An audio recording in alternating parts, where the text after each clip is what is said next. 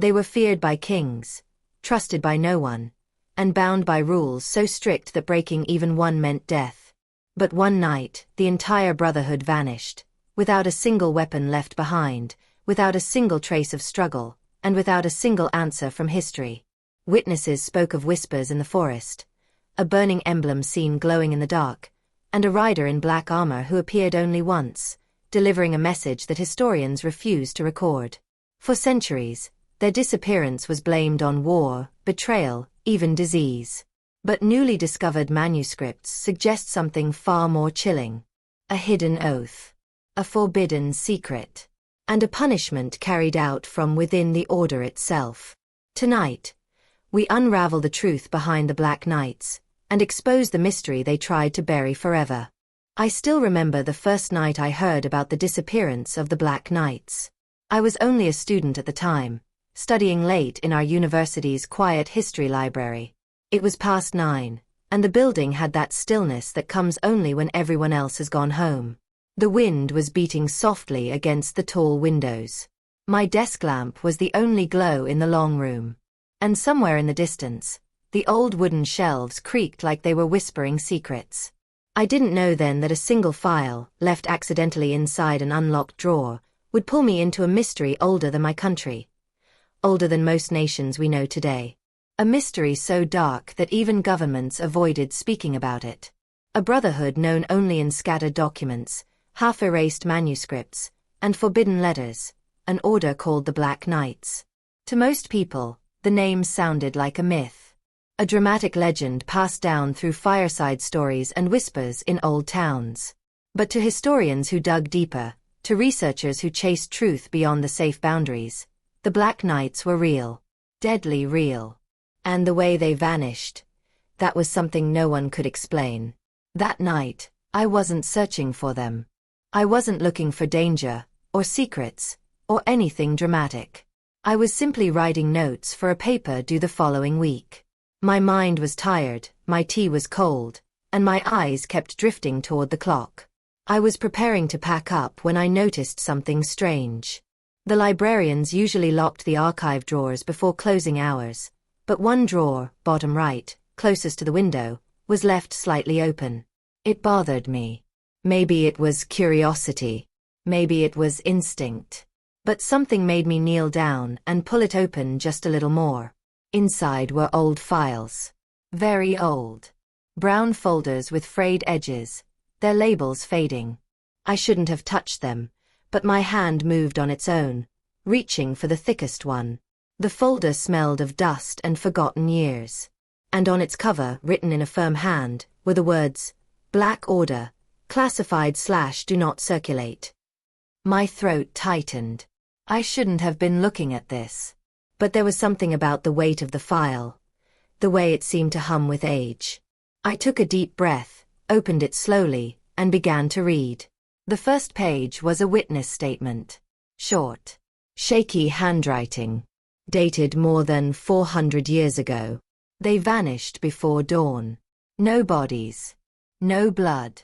Only the emblem burned into the ground. I cannot sleep. I cannot speak of what I saw in those woods. I felt a chill crawl down my back. At that moment, the overhead lights flickered.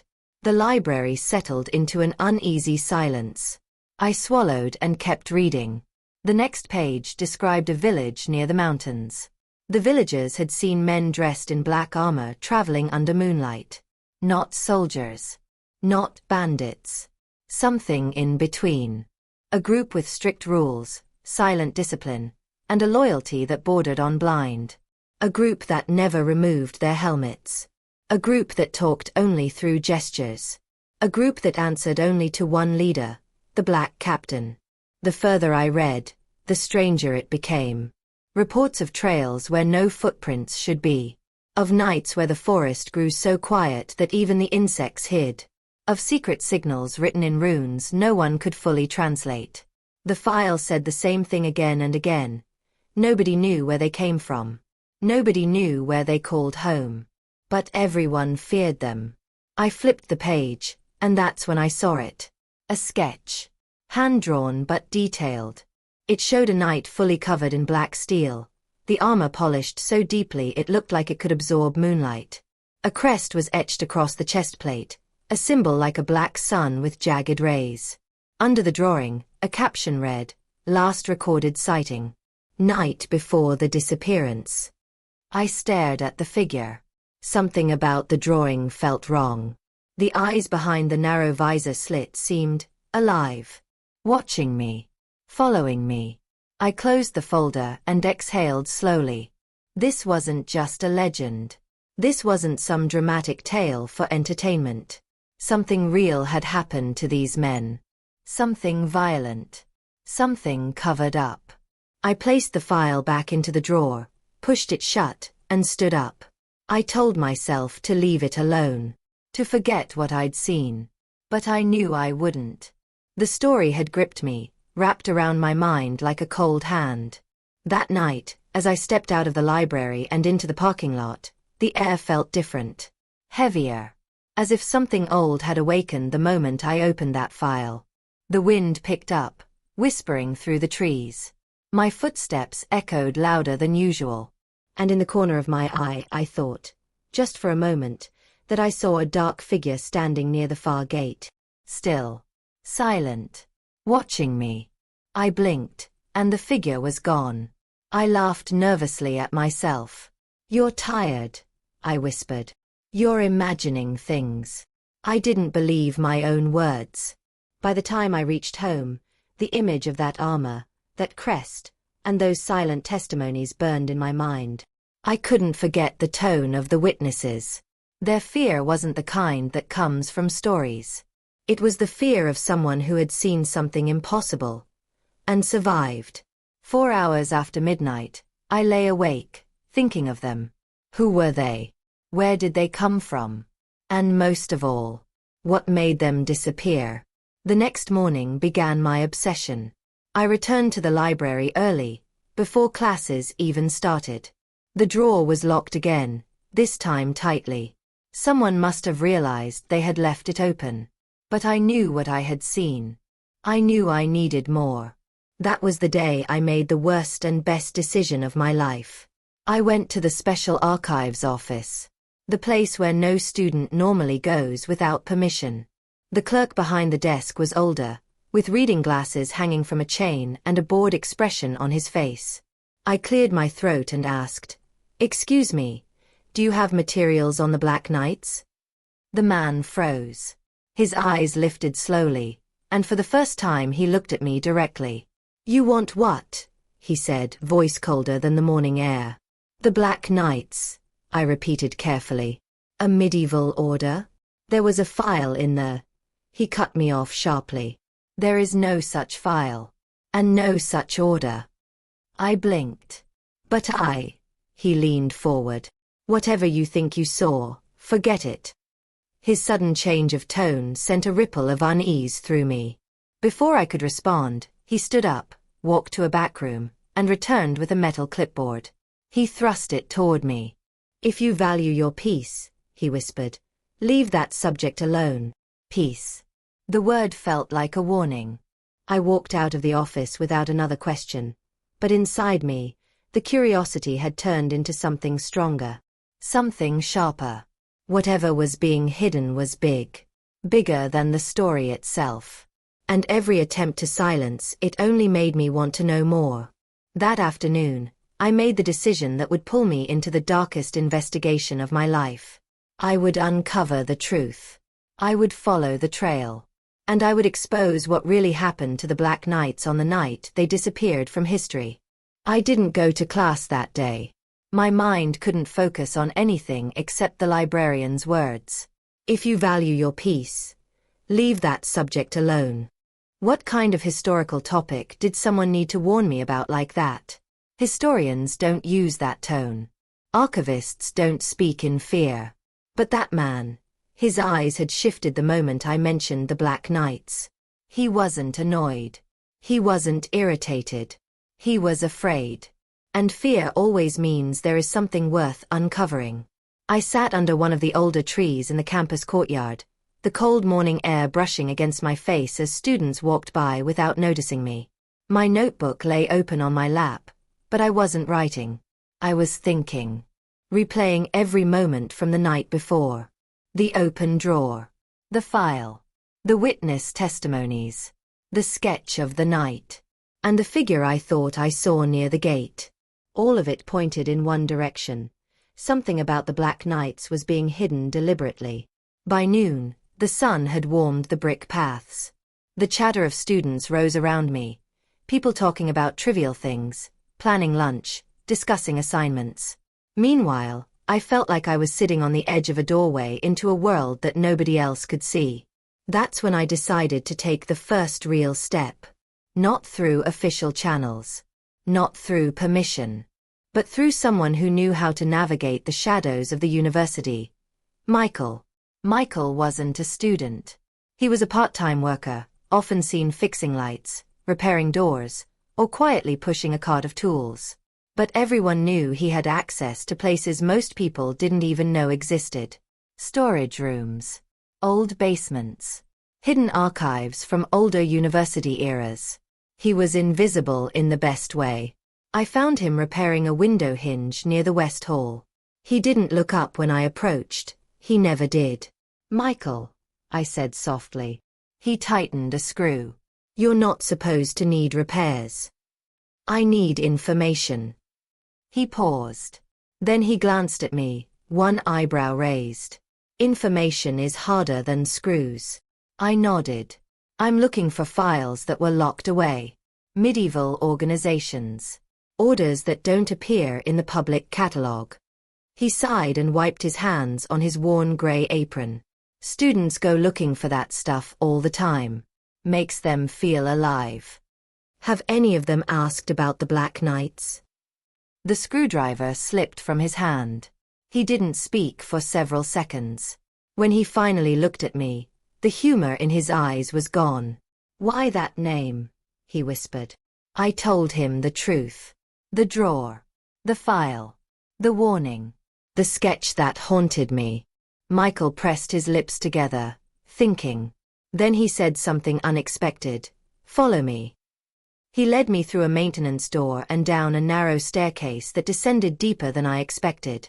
The lights were dim, and the walls were lined with pipes humming lightly.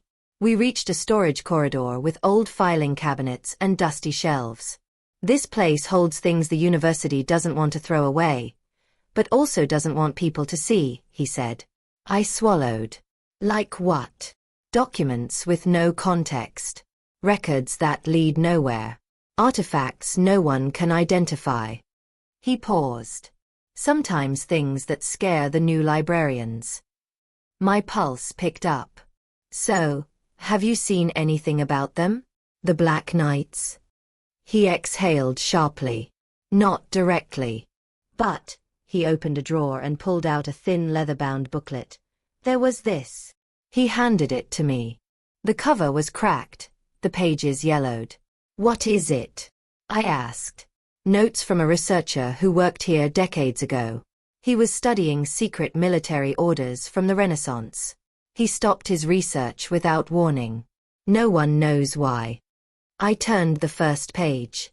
It was handwritten, in fluent, precise English. "The Black Order moves in silence. Always at night. Always where war is brewing."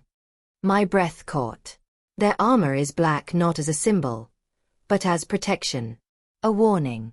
A truth they cannot reveal. I looked at Michael. "Protection from what?" He shook his head. "I don't know."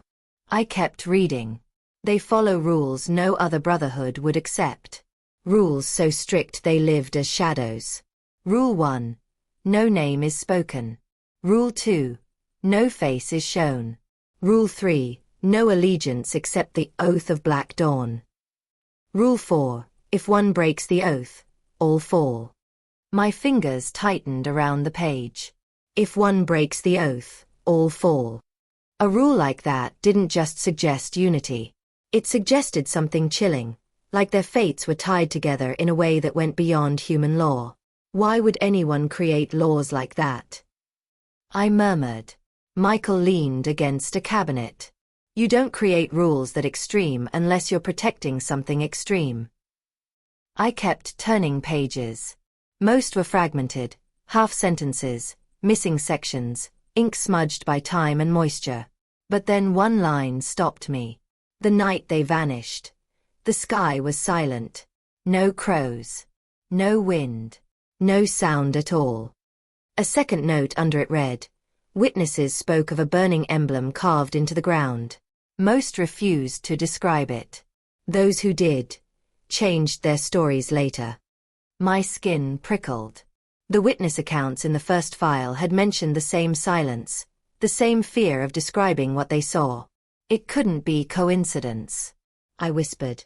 "Michael, whoever wrote this was close to something important." He nodded. "Maybe too close." "What happened to him?" A long pause. "He left. Overnight. Packed his office. Didn't finish his research or tell anyone why." My heartbeat quickened.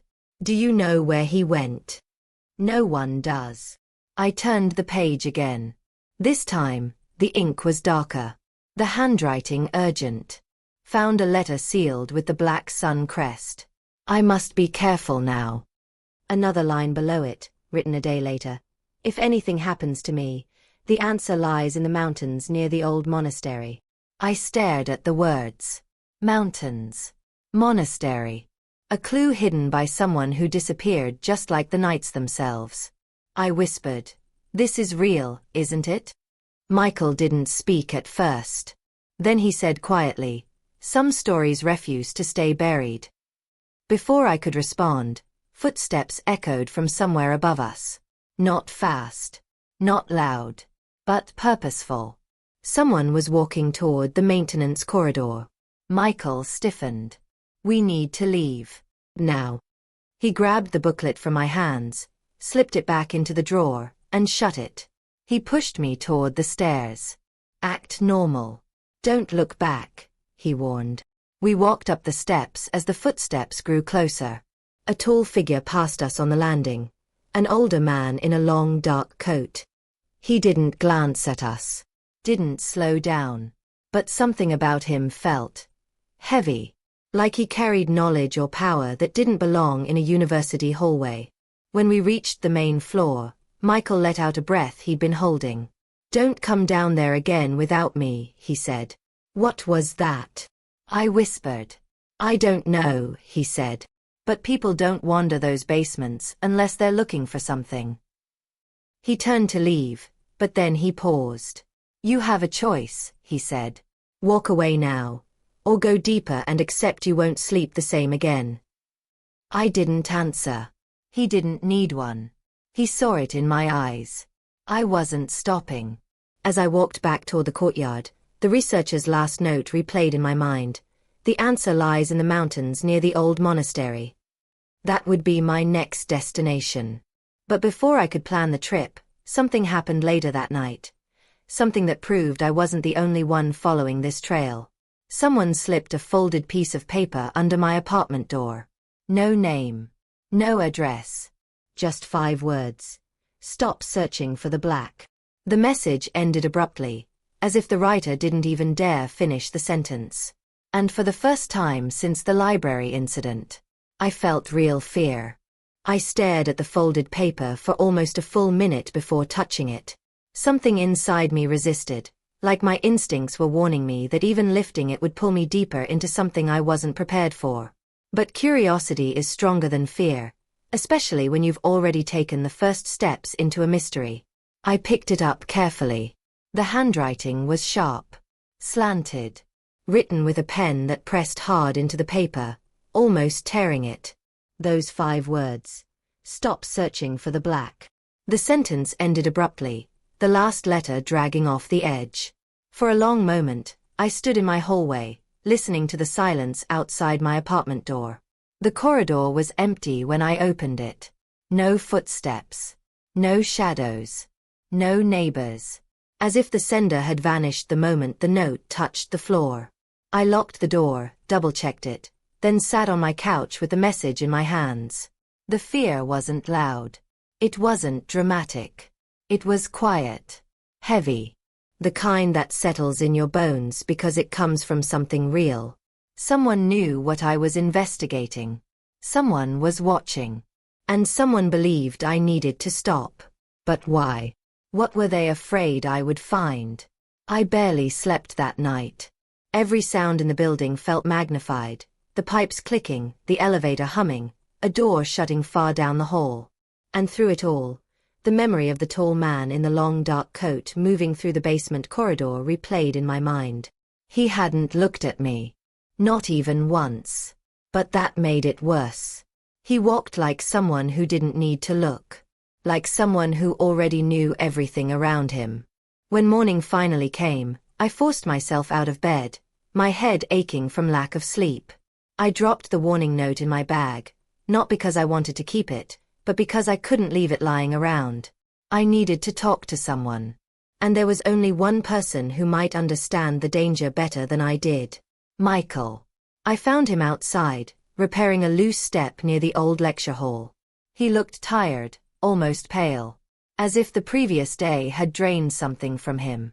Michael, I called softly. He glanced up and immediately frowned. You look worse than the wood I'm fixing. Someone came to my apartment, I said. His expression changed. What do you mean someone came? I handed him the note. The moment his eyes scanned the writing, he stiffened. Did anyone see you? Anyone unusual near your building? No. But the handwriting. I don't care about the handwriting, he cut in. This is serious.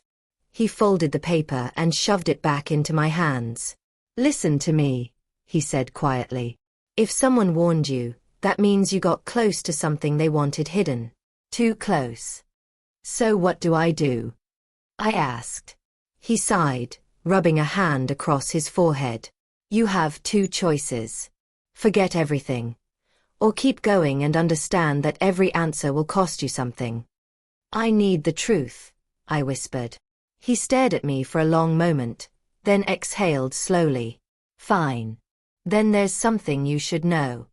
He put down his tools and lowered his voice.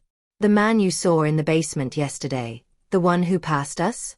He isn't a professor. Or a staff member. He's not even on the payroll. My stomach tightened. Then who is he? No one knows, Michael said. He appears once every few months. Walks through the restricted floors. Checks specific shelves.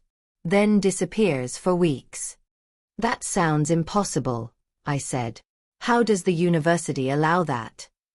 They don't. Michael's voice hardened. He isn't here with permission. He moves like someone who doesn't need it. I swallowed. Do you think he slipped the note under my door? I don't know, Michael said. But if he's involved, you need to be careful. I nodded, and for a moment we stood in silence, the cold morning air brushing against the leaves above us. Then I asked the question that had been burning in my mind. Do you think he's connected to the Black Knights? Michael didn't answer right away. When he finally did, his voice was lower than before. I think he's connected to the people who want them forgotten. The rest of the day passed in uneasy stillness. I tried attending a class, but the professor's voice washed over me without meaning. My notes were blank. My mind kept drifting back to the basement, the warnings, the coat, the strange manuscripts. Every path pointed to one thing. If I wanted real answers, I needed to find the monastery the old researcher had mentioned. So after sunset, I sat at my small desk with my laptop and spread out a map of the region. The mountains stretched long across the northern border, cold, remote, and mostly uninhabited. There were dozens of abandoned ruins in those forests, but only a few had once been monasteries. 2, maybe 3, fit the description. But only one had a reputation wrapped in silence, an unnamed stone structure near the ridge. No tourist trails. No official records. Only an outline on the map, shaped like a forgotten scar. As I traced the route with my finger, a soft tapping sound echoed in my apartment. I froze. 3 gentle taps. Not like a knock. More like someone testing the wood. My heartbeat quickened. I stood slowly and walked toward the door. My steps felt heavier with each inch. When I finally reached it, I whispered, "Who's there?" Silence. I held my breath, waited, then looked through the peephole. The hallway was empty. Completely. But just as I was about to step back, something caught my eye. A shadow on the floor, long, narrow, cast across the far wall. A shadow of someone standing just out of view. Watching. My chest tightened as fear spread like cold water along my spine. I stepped back from the door, heart pounding. I didn't dare speak. Didn't dare move closer again. After a few seconds, the shadow shifted, then disappeared, as if the person had walked away without making a single sound. I stood in the hallway for several minutes, afraid to move, afraid to breathe. When the silence finally settled again, I locked the door with shaking hands. Whatever this was, it wasn't just research anymore. Someone was following me. Someone who didn't want me reaching the truth. Someone who knew every step I was taking. I walked back to my desk, sat down slowly, and opened my notebook. If they wanted me to stop, that meant one thing. I was getting close. Close enough that someone was willing to appear at my door. Close enough that the warnings were no longer written, but delivered in person. I looked at the map again, my fear slowly sharpening into determination. If answers waited in those mountains, I would find them, even if the shadows followed me there. The morning I left for the mountains, the city felt different. As if the streets themselves were watching me. The cold wind carried a strange stillness, and the usual traffic noise sounded softer, almost distant. Maybe it was in my head. Maybe it was real. I didn't know anymore. But I packed lightly, just a backpack, a notebook, my phone, and the map with the monastery marked in red ink. I didn't tell anyone where I was going. Not even Michael. A part of me wanted to. I trusted him, or at least trusted that he was one of the few people who didn't want to hide the truth. But something inside me whispered that this part of the journey had to be mine alone. If someone was following me, I couldn't afford to involve him. The bus ride toward the hills was long and quiet. I took a seat near the window and watched the city shrink behind me. Tall buildings became smaller ones. Shops turned into fields. Roads grew emptier. The further we went, the more the world seemed to shift into older colors. Deep greens, washed grays, and the chilled blue of mountain air. I kept thinking about the note under my door. Stop searching for the black. The sentence ended before it finished, but the meaning was clear. Whoever warned me wasn't trying to help. It wasn't concern. It felt like a threat wrapped in politeness. Halfway through the ride, I realized something that made me grip my backpack tighter. The man in the dark coat. Could he have followed me? I scanned the passengers. Farmers. A couple hiking. An old woman sleeping. A teenager with headphones. No tall man. No coat. No one staring at me. The rational part of my mind told me I was safe. But the feeling wouldn't leave. Around noon, the bus dropped me at a quiet village that looked like it belonged in a painting. Old wooden homes. Smoke rising from chimneys. A narrow road stretching toward the mountains. The air was colder here, thin and sharp. The smell of pine trees drifted with the wind. I walked toward a small shop near the main road. A man in his early 60s was arranging vegetables outside. "Excuse me," I said with a polite smile. "Do you know the path toward the old monastery up in the mountains?" He froze. Just like the archivist had. Just like Michael had. He looked at me carefully. "Which monastery?" "The one near the northern ridge. The abandoned one." His face drained of color. "No one goes there," he said quietly. "Is there a reason?" He shook his head. "It's dangerous. The paths are unstable. Wolves roam near the forest." I nodded slowly. "I'll be careful. I just need directions." He hesitated, then stepped closer and lowered his voice. "Listen. Some places look abandoned because they should be abandoned. Leave that monastery alone." The same warning. The same tone. The same fear. What happened there? I asked. He opened his mouth to answer, then shut it, shaking his head as if scolding himself. You're not from here, he said. You don't understand. Help me understand. He glanced around nervously. People who climb to that place, sometimes they return, but not the same. He swallowed. And some don't return at all. A cold shiver crawled down my spine. Why? I whispered. He didn't answer. Instead, he pointed to a narrow dirt road that stretched between two tall trees. That's the path you want, he said quietly. But don't say I didn't warn you. I began walking. The road was uneven, half covered in dried leaves and small stones. With every step, the forest grew denser. The bird sounds faded. Even the wind seemed to avoid this place. The quiet wasn't peaceful, it was tense, like the mountains were holding their breath. After an hour of hiking, I reached a sign so old the letters were barely visible. The wood was cracked and darkened by years of rain. But when I brushed off the dirt, I could still read the faded words. Ground of silence, do not proceed after dusk. Ground of silence. The same phrase I had read in the researcher's notes. The night they vanished, the sky was silent. I exhaled slowly. I was close. As I moved deeper into the forest, the air grew colder. My breath turned white in front of me. The trees here were taller than any I'd seen, towering like pillars of a forgotten cathedral. Their branches arched overhead, blocking most of the sunlight. Only slivers of golden beams touched the ground. The silence here was almost unnatural. No birds. No insects. No rustling. Only the sound of my boots crunching leaves with each step. For a moment, I considered turning back. Instinct screamed that this wasn't a place meant for people. But then I remembered the sketch in the library file. The burnt emblem. The brotherhood that vanished without a trace. And the man who warned me before I even reached the truth. I kept walking. An hour later, the path opened into a clearing. My breath caught in my throat. Before me stood the monastery. It wasn't grand like some ancient buildings in history books.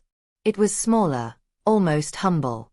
Made of grey stone, worn by centuries of wind. The windows had no glass, only dark gaps like empty eyes. Moss covered the edges. The wooden doors had fallen off, leaving only an archway leading into darkness. I stepped toward it, but stopped 1 meter before crossing inside. Something was carved into the ground. A symbol. A circle with jagged rays extending outward. I felt my body freeze. It was the same crest from the sketch of the Black Knight's armor. Burned into the earth exactly the same way witnesses had described. But this wasn't a fresh mark. It was old, older than the monastery walls themselves. As if the building had been constructed around it.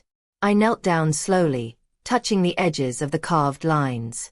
The stone was colder here than the rest of the ground. As if the symbol held its own temperature. As my fingers traced the lines, a sudden chill ran through me, not from the cold. From the feeling that I wasn't alone. I turned sharply. The forest behind me was empty. But the silence had changed. It felt heavier. Like someone was holding their breath in the dark tree line. Watching me. I slowly stood, every muscle tense. Is someone there? I called out. No answer. Just that same oppressive quiet. I backed toward the monastery entrance, my heart racing. But before I could cross the archway, a soft sound broke the silence. A twig snapped. Behind me. Very close. I turned again, quickly, too quickly, and stumbled backward over the threshold, landing inside the monastery's cold shadow. Dust rose around me. And when I looked back outside, there was no one. No figure. No footsteps. Only the symbol in the earth and the forest watching me like 1,000 silent eyes. I swallowed hard. If someone was there, they wanted me to know it. If no one was there, then something else was. Either way, the truth wasn't outside. It was inside these stone walls. So I stood up slowly, brushing dirt off my hands, and stepped deeper into the darkness of the monastery, knowing that whatever lived in silence was waiting for me. And the answers I came for might finally begin. I didn't know it at the time, but the night I walked into Commander Aldric's tent would become the turning point. Not just for me, but for the entire Brotherhood.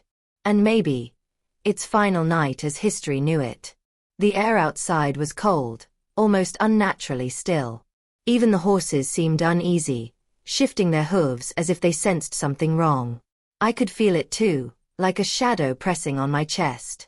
The kind of feeling you get when you know someone is watching you, even if you can't see them. Inside the tent, Aldric was silent. His face was half lit by the lantern, and the deep lines around his eyes made him look older than he truly was. He gestured for me to sit, but I could already tell this was not a normal conversation. "Tell me exactly what you found," he said. I repeated the words from the hidden scroll. The phrases that didn't make sense. The warning. The forbidden oath. When I finished, Aldric leaned back, elbows on the chair, fingers locked together like he was trying to hold himself still. "So it's true," he whispered. That scared me more than anything. Because Aldric never whispered. "What's true?" I asked. He stared at the floor for a long moment before speaking. "There is an older oath. One older than our code. One that was buried. Because it should have never existed." I felt the tent get smaller around us. "You mean the founding oath?" I asked. "No," Aldric said. "Older than that. It existed before the Black Knights even had a name."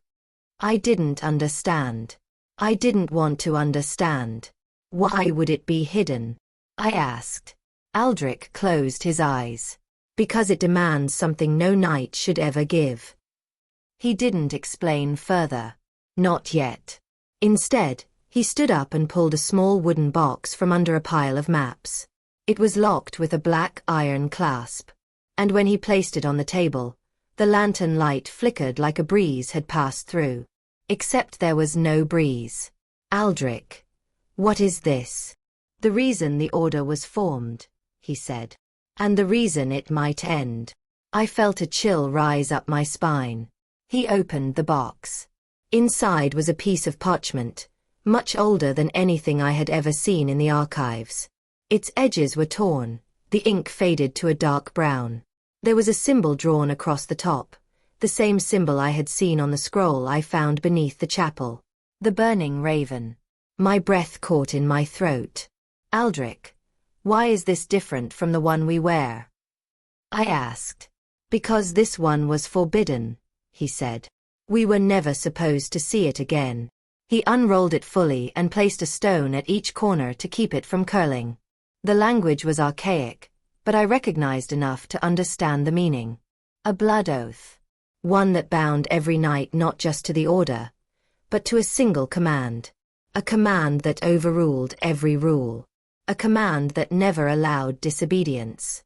"Aldric," I said quietly, "what does it mean?" He looked at me with eyes that carried years of secrets.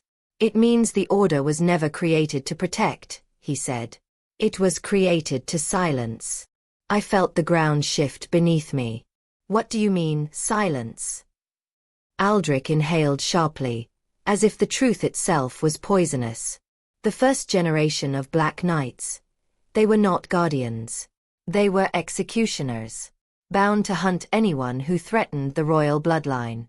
That didn't make sense. The Black Knights were known for justice, for defending the helpless, for standing between cruelty and peace. "It changed over the years," Aldric said, reading my expression. "But the first oath, it never disappeared." My heart was pounding. "You're saying the oath still applies?" Aldric nodded slowly. "That is the rule the High Council invoked tonight." Everything inside me froze. "Why?" I asked. "What threat?" Aldric didn't answer at first. Instead, he closed the box and locked it again. "You need to be careful," he said. "The Council believes there is a traitor among us. Someone who wants to expose the truth about the founding of the Order." I swallowed hard. "And they think it's you." His eyes met mine. And they think it might be you too. My breath stilled. What? Why would they? Because you found the scroll, he cut in. And because you came to me instead of bringing it directly to them. I felt sick. I hadn't even considered that. Aldric, he raised a hand. I believe you found it by accident. But to them, it looks deliberate. The silence between us grew heavy. I could almost hear my pulse in my ears. What do they plan to do?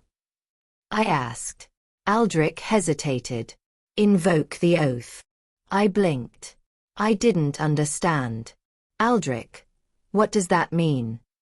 He closed his eyes again, jaw clenched. It means the Brotherhood will be ordered to remove the traitor. Quietly. Permanently. A cold tremor ran through my entire body. You think they'll kill us? If they believe we're a threat to the Order, he said quietly. Yes. I sat back in my chair. The tent suddenly felt unbearably small. They can't do this, I whispered. They already have, Aldric said. I stared at him, waiting for him to tell me this was some kind of misunderstanding. Some delay. Some way out. But he didn't.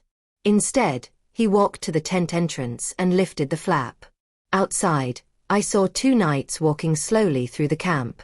Their armor had no emblems. Their helmets covered their faces completely. They were the silent Wardens, the enforcers of the forbidden oath. Their presence confirmed everything. They're here, Aldric said. And they're searching. I felt my hands shake. Aldric, what do we do? He lowered the flap, his voice low and steady, but trembling at the edges. We do what the Black Knights were supposed to do, he said. We protect the truth, even if the truth destroys us.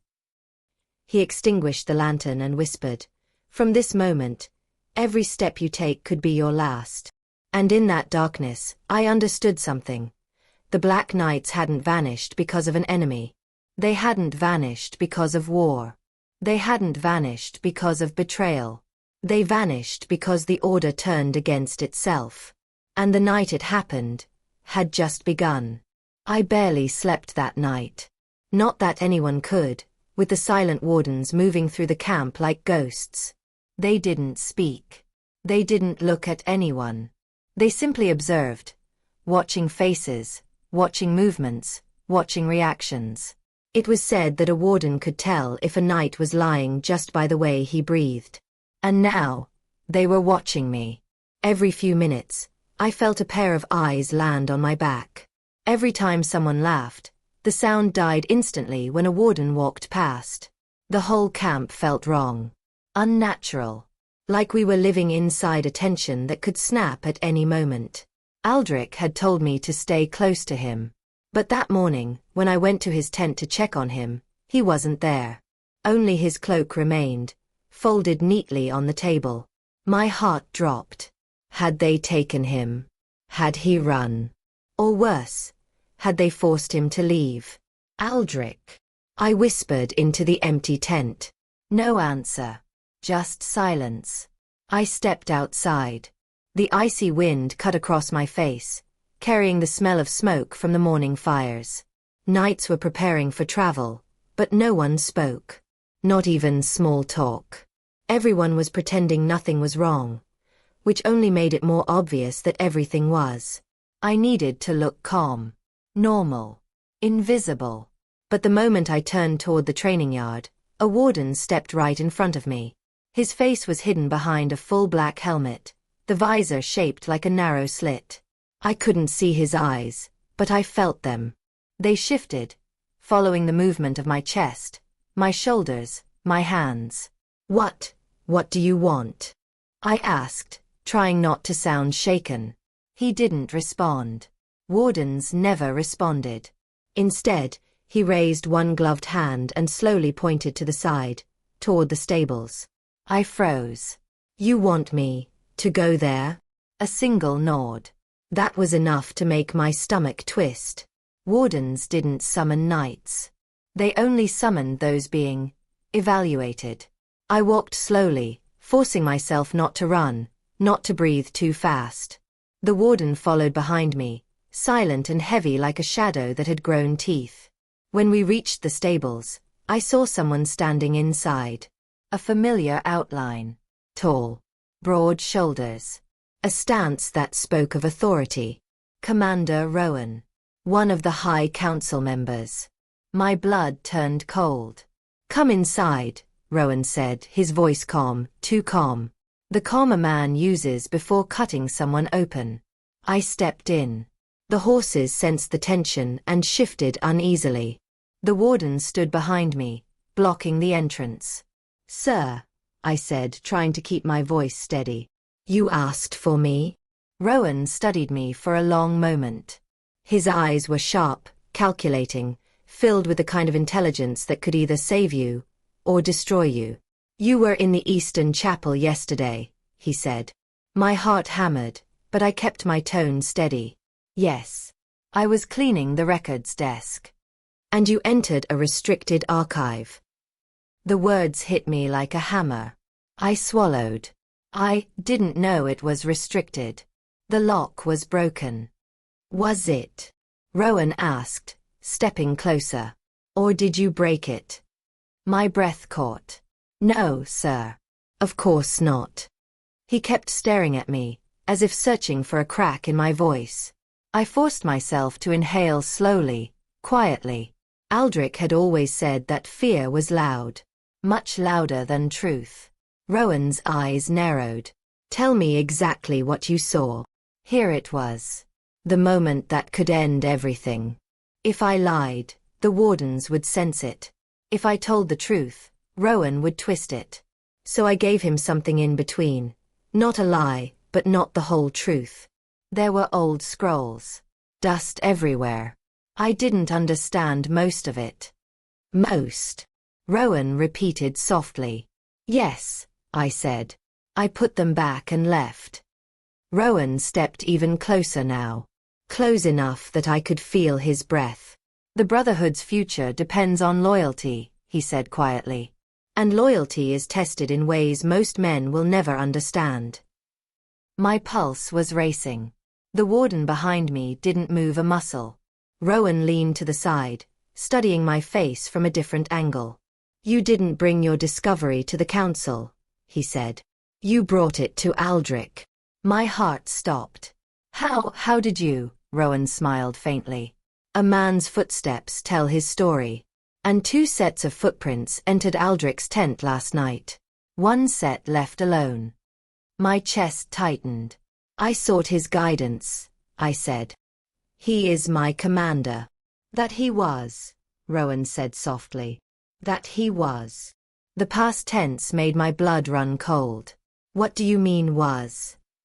Rowan didn't answer. Instead he turned away, walked to one of the stalls, and gently stroked a horse's mane. "Aldric served the Brotherhood for 20 years, he said quietly. "He was loyal, brave. But even the strongest men forget their place." I felt sick. "What did you do to him?" Rowan turned his head, just enough to meet my eyes. "We did nothing. He made a choice. And choices have consequences." My chest tightened so hard it hurt. "Aldric wasn't a traitor," I said, barely able to force the words out. Rowan nodded. "No, he wasn't. Until he decided to protect someone who might be." The room spun. He was talking about me. I felt the warden shift behind me, just enough to remind me he was still there, waiting. Rowan took a step back toward me. "You are young," he said. "And youth often confuses curiosity with purpose." He paused. "But let me make something clear. For your sake." His voice lowered, sharpened, becoming cold as steel. "The Brotherhood cannot afford questions. Not now. Not from anyone."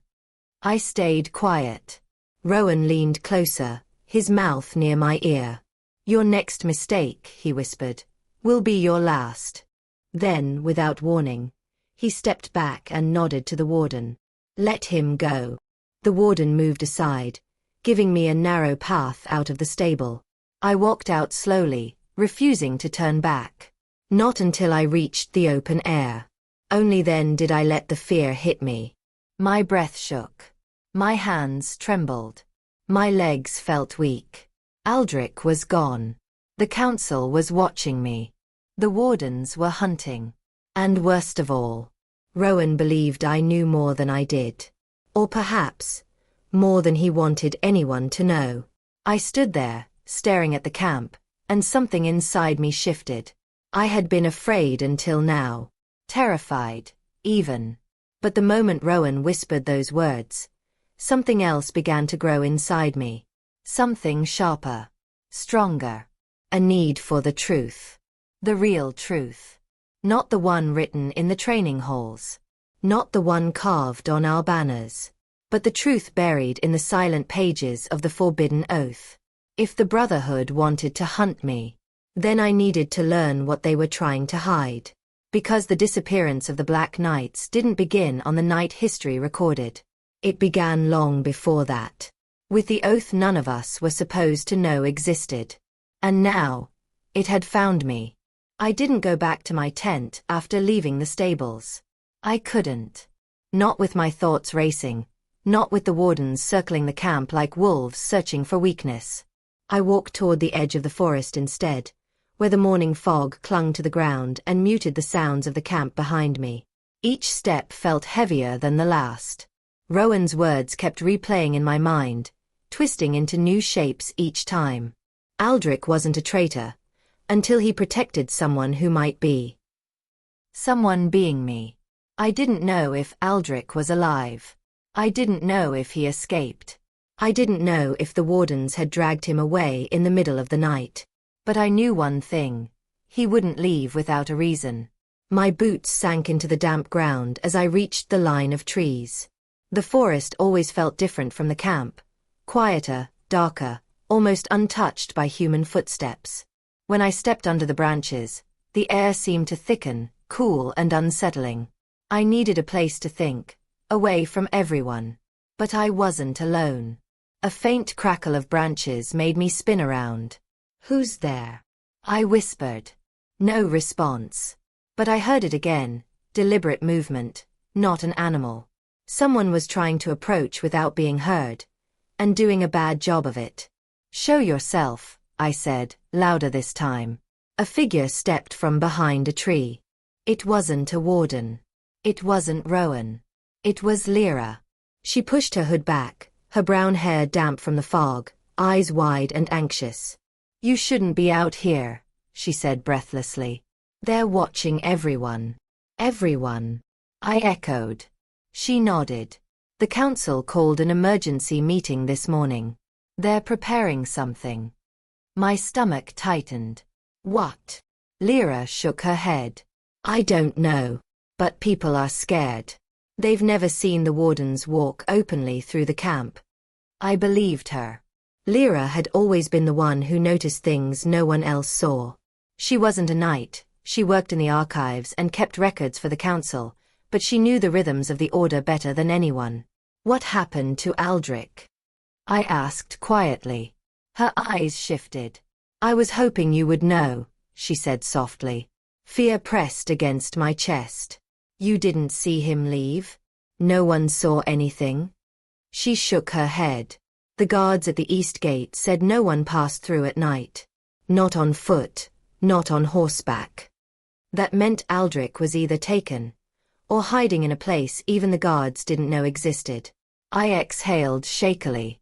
"I found something last night," I whispered. Lyra's eyes sharpened. "The scroll." My heart froze. "How do you?" She stepped closer. "You forget I work in the archives. I know every document, every lock, every seal. And I also know when one goes missing." I stared at her. "You knew." Her shoulders tensed. I knew something was wrong when Rowan and the other council members looked pleased. They were waiting for someone to find that scroll. "Waiting," I repeated. "Yes," she whispered. "You didn't discover it by accident." My breath hitched. "What do you mean?" Lyra glanced over her shoulder as if expecting someone to appear from between the trees. The lock wasn't broken, she said. It was removed. I didn't understand. Removed? By who? Aldric, she whispered. A shock ran through me. Aldric put that scroll there. For you. The forest seemed to go silent. Completely still. My heartbeat filled my ears. Why? I asked. Why would he do that? Lyra hesitated. There's more, she said. He left you something. My skin prickled. Where? She reached into her cloak and pulled out a small leather pouch. I recognized the stitching instantly. It was Aldric's. He gave this to me last night, she said. He said if anything happened to him, I should make sure you received it. My hands trembled as I took the pouch. The leather felt warm from her hands but carried Aldric's familiar scent, old parchment, iron oil, and something faintly bitter from the herbs he used to clean his blade. I opened it slowly. Inside was a single folded note. And a metal ring.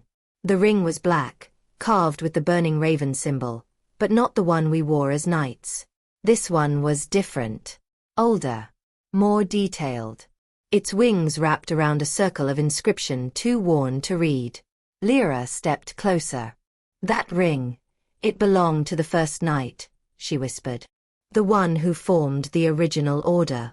I swallowed hard. And Aldric had it. She nodded slowly. And now, so do you. My hands shook as I unfolded the note. Aldric's handwriting was unmistakable, strong, sharp, written with a man who never wasted ink or breath. If you are reading this, I have been taken or I am running. Do not trust the council. Do not return to your tent. Find the place where the oath was born. You will know it by the mark of fire. Do not let them reach you first. My breath caught. What does that mean? Lyra whispered. I read it again. And again. The place where the oath was born. I murmured. That could be anywhere, she said. No, I said slowly. If Aldric wanted me to find it, it's somewhere close. Somewhere he knew I would understand. Lyra looked worried. Then we need to leave. Now. Before the Wardens find us. I closed the note and tucked it inside my cloak. What about you? I asked. Lyra's expression softened. But she shook her head. I can't leave. If I disappear, they'll know someone helped you. The cold truth struck me. But if they question you, I can handle myself, she said with a faint smile. I stepped toward her. Lyra. She raised a hand, stopping me. Just go, she whispered. And don't stop moving. I didn't want to leave her there. But she was right. She knew the archives. She knew Rowan's counsel. And she knew how dangerous even a wrong glance could be. I squeezed her hand once, something we had never dared to do in the camp, and turned toward the trees. She called out softly behind me. Find the mark of fire. I nodded without looking back. And then I stepped deeper into the forest. The deeper I walked, the darker the forest became. Branches interlocked overhead, swallowing light. The ground sloped downward, and soon the camp was nothing but a distant murmur. Aldric's words repeated in my mind. The place where the oath was born. You will know it by the mark of fire. What did that mean? I pushed through tangled brush, searching for something, anything, that resembled a symbol, a burn, a sign. Then, after nearly an hour of walking, I saw it. A stone. Half buried beneath roots. Covered in moss. But carved into its surface was something unmistakable. A raven. Wings spread. Burning. The mark of fire. My breath caught. This is it, I whispered. I knelt beside it, brushing away the moss. Beneath the raven symbol was a second carving, a line of ancient script worn almost completely away. But I recognized one word. Eternum. The same word from the forbidden oath. I looked around. Where was the entrance? The door. The passage. I circled the stone, running my fingers along the edges, pushing against the roots. Nothing. Then I heard it. A single snap of a branch. My heart stopped. I rose slowly. "Who's there?" I whispered. No answer. Another snap. Then, a voice. Not loud. Barely a whisper. "Step away from the stone." My blood froze. I turned slowly, and saw a warden standing between the trees, helmet gleaming, blade drawn. They had found me, and I had nowhere left to run. The warden's blade gleamed in the dim forest light. Cold. Unforgiving. And it was pointed directly at me. I froze. My fingers tightened around the leather pouch Aldric had given me. The ring inside felt like it was burning through the leather. I swallowed hard, trying to steady my shaking breath. The forest had fallen completely silent. Not a bird. Not a rustle of leaves. Even the wind seemed to vanish, leaving only the sound of my pulse hammering in my ears. The warden didn't move. Didn't speak. Just watched. "Step away from the stone," the whisper came again. Not a voice from the mouth I could see, but somehow, I felt it inside my mind. The voice was calm, precise, and sharp as a blade. I tried to think. Every escape route. Every plan I'd ever imagined. But the trees hemmed me in. The stone marking the birth of the oath sat right behind me. Behind it, the ground sloped into tangled roots and rocks. One wrong step and I would fall into darkness. "Why?" I said, my voice trembling. "Why are you stopping me? I mean no harm." The warden didn't answer. They never did. Not a word. Not even a shift of their body to indicate emotion. I inched backward slowly, feeling my heart pound louder with every step. My mind screamed at me to run, to flee, but something stronger, a force I didn't understand, held me in place. A voice whispered again. Not from the warden. Not out loud. It was inside me. "The oath cannot be broken. And you are close." I froze. Close. What did that mean? I swallowed. "I'm not breaking it. I'm following Aldric's instructions." The warden tilted its head slightly. A subtle motion, barely noticeable. But it was enough. Enough to remind me that they were alive, aware, and deadly. I stepped closer to the stone, reaching for it. My hand hovered over the carved raven, burning faintly in the stone as if the symbol itself held a living energy. My fingers brushed the surface, and a sudden warmth surged through me, crawling up my arm like fire. I gasped. The warden didn't flinch. Didn't move. Just waited. Then the warmth spread to my chest, a pulsing rhythm matching my heartbeat. And suddenly, the air shifted. A low vibration hummed through the forest. The ground beneath the stone seemed to respond to my touch. I stumbled back slightly, eyes wide. What is this?"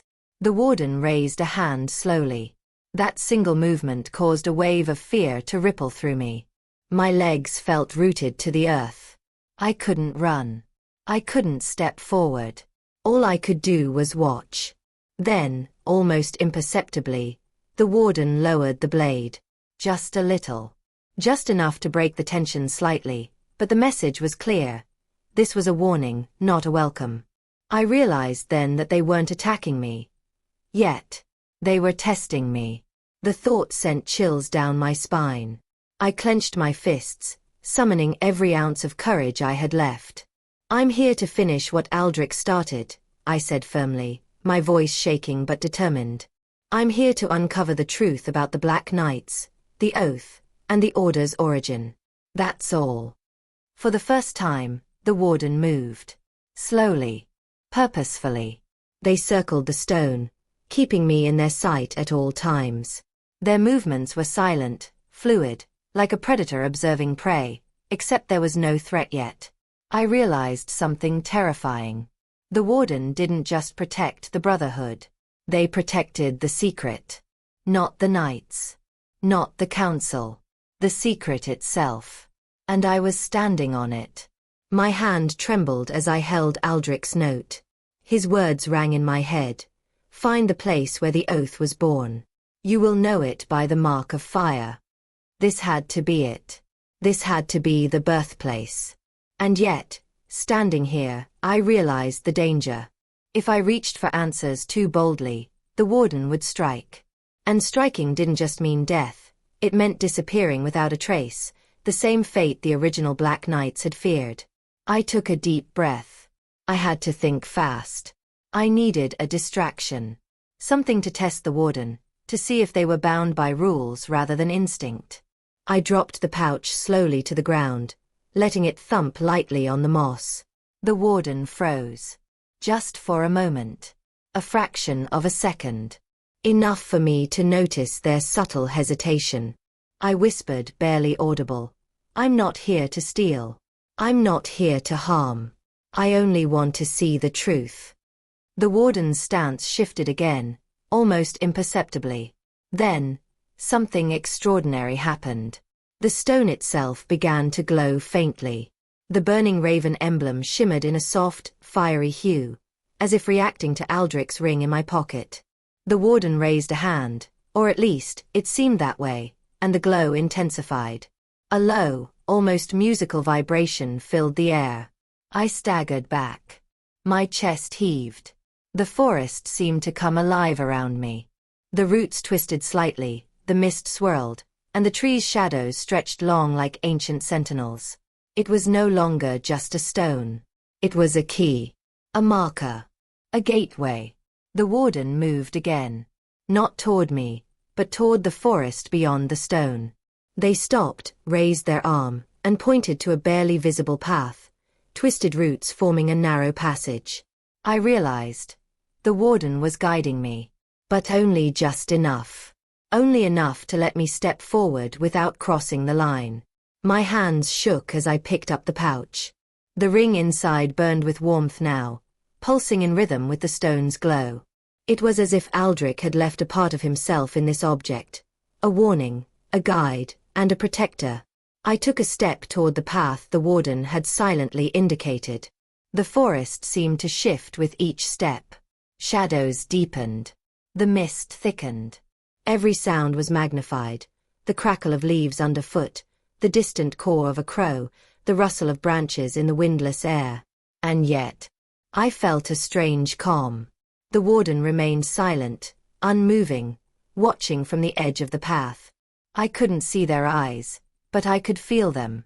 Observing, judging, measuring, waiting. Finally I whispered, almost to myself, I'm ready. Show me the truth. The warden's hand dropped slightly. A subtle nod, and they stepped back, merging with the shadows. The path ahead opened fully for the first time. I could see a faint glow emanating from deeper within the trees. It was warm, golden, and pulsing like a heartbeat. The birthplace of the oath. The moment I stepped onto the path, I realized that nothing would ever be the same. Not for me. Not for the Order. Not for the history that had been buried for centuries. And somewhere deep in the forest, I felt Aldric's presence. Watching. Protecting. Guiding. I swallowed hard, gripped Aldric's ring tightly, and took the first step toward the truth that had been hidden for generations. Because now, I had no choice. I had to uncover the Black Knight's deepest secret, even if it meant stepping into a world from which no one had ever returned. The path twisted like a serpent through the dense forest, roots and rocks threatening to trip me at every step. The golden glow from deeper within the trees pulsed faintly, like a heartbeat, leading me onward. Aldric's ring burned in my pocket, warm and insistent, as though it was guiding me, drawing me towards something ancient and dangerous. Every sound around me felt magnified. The rustle of the leaves, the distant drip of water, the faint crunch of my boots against moss-covered ground. All of it carried an intensity one had never felt before. And yet, beneath the tension, there was a strange rhythm. Almost as if the forest itself was alive, watching and waiting. I couldn't shake the memory of the Warden. Their presence lingered in the shadows, unseen yet undeniably near. I could feel their silent observation pressing down on me. But the ring and the stone's glow gave me courage, a quiet certainty that I was meant to continue.